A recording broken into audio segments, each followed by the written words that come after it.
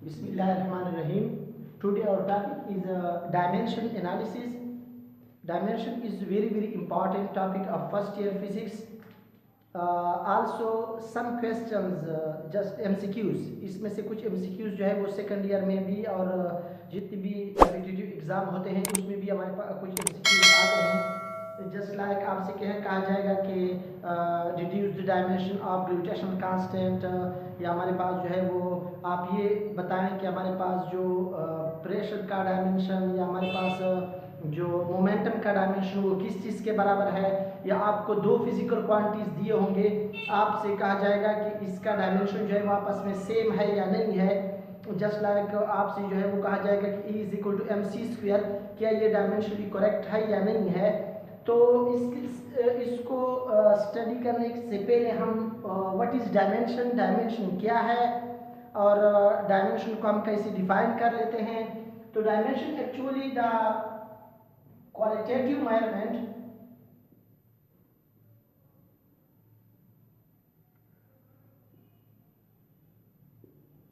Of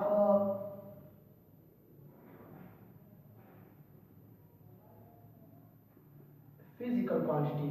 The qualitative measurement of physical quantity is called dimension. Qualitative measurement का क्या मतलब है? मैंने पहले भी कहा था कि हमारे पास जो डायमेंशन, जो फिजिकल जितने भी इक्वेशंस होते हैं वो दो तरह से हम बैलेंस कर लेते हैं. एक को हम उसको क्वालिटी के लिहाज से और दूसरा इसके क्वांटिटी के लिहाज से. क्वालिटी के लिहाज का मतलब ये है कि ये किन बेस फिजिकल क्वांटिटी से बना हुआ है. अगर हम बात कर लें बेस फिजिकल क्वांटिटी की, तो हमारे पास जो मास है उसको हम m से रिप्रेजेंट कर लेते हैं. जो लेंथ है उसको हम रिप्रेजेंट कर लेते हैं l से. इस तरह जो हमारे पास टाइम है, टाइम का जो डायमेंशन है वो हमारे पास है capital T up to so on. इस तरह हमारे पास जितनी भी फिजिकल क्वांटिटीज है इसके ज़रूर कोई डायमेंशन होते हैं. अगर उसका वो कुछ रेशो की फॉर्म में है, जस्ट लाइक हमारे पास जो रेडियन है थीटा = s/r, तो ऊपर वाला भी लेंथ है, नीचे वाला भी लेंथ है, तो हमारे पास लेंथ और लेंथ आपस में कैंसिल कर देते हैं और ये हमारे पास डायमेंशन लेस बन जाता है. तो कुछ क्वांटिटीज हमारे पास डायमेंशन लेस भी हैं, लेकिन हमारे पास वो किन बेस फिजिकल क्वांटिटी से मिलकर बना हुआ है वो उसका डायमेंशन यानी क्वालिटेटिव मेजरमेंट कहते हैं. अब इसमें सबसे पहले हमारे पास अगर हम फोर्स की बात कर लें तो F = ma. जो m है इसका डायमेंशन तो हमारे पास कैपिटल मास का कैपिटल M आ गया. ये जो एक्सेलरेशन है it is displacement divide by time का स्क्वायर. तो इसका हमारे पास आ जाएगा कि m, और ये ऊपर वाले का डिस्प्लेसमेंट है यानी लेंथ है तो उसको हम l का नाम देते हैं, डिवाइड बाय t का स्क्वायर. या हम लिख सकते हैं कि mL/2. This is the dimension of force. Force का ये डायमेंशन हो गया. इससे हमें ये पता चला कि ये इसकी जो क्वालिटी है वो हमारे पास मास है, लेंथ है और टाइम है, यानी ये हमारे पास मास, लेंथ और टाइम से मिलकर बना हुआ है.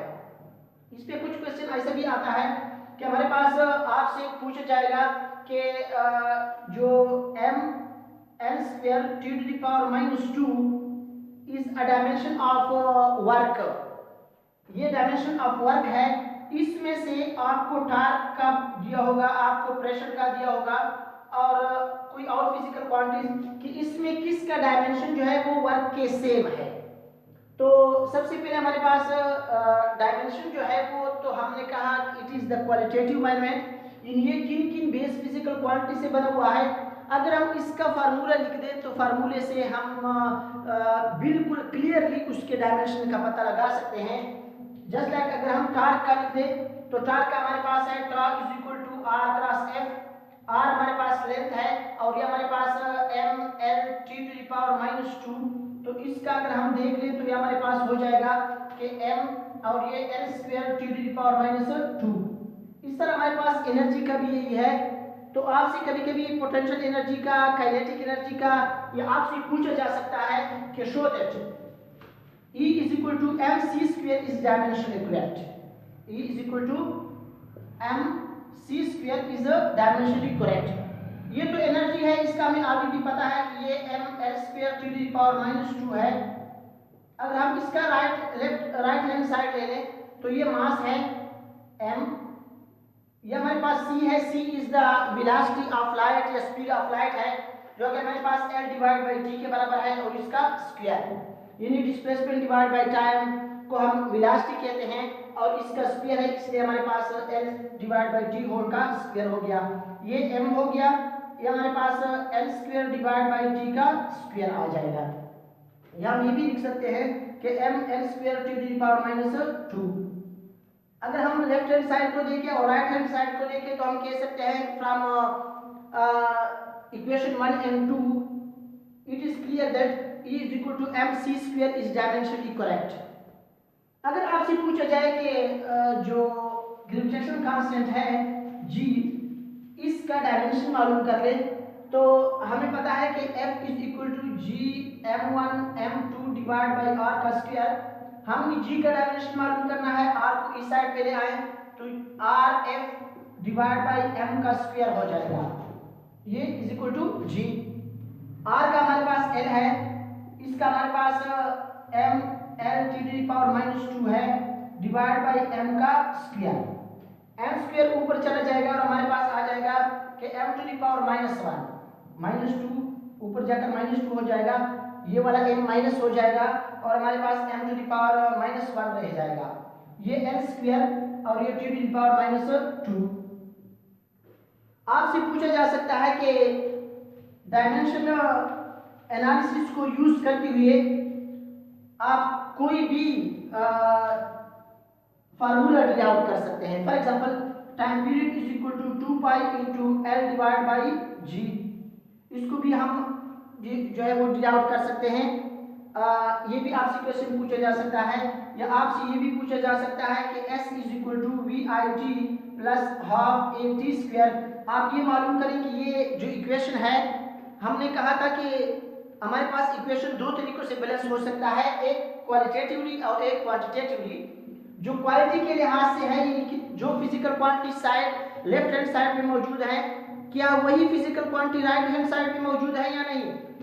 यहाँ पे तो हमारे पास L है, इस साइड पे आ जाते हैं, ये हमारे पास वेलोसिटी है तो L/T, ये हमारे पास इंटू T हो जाएगा प्लस हाफ, और ये A है तो L/T का स्क्वायर इंटू T का स्क्वायर हो जाएगा।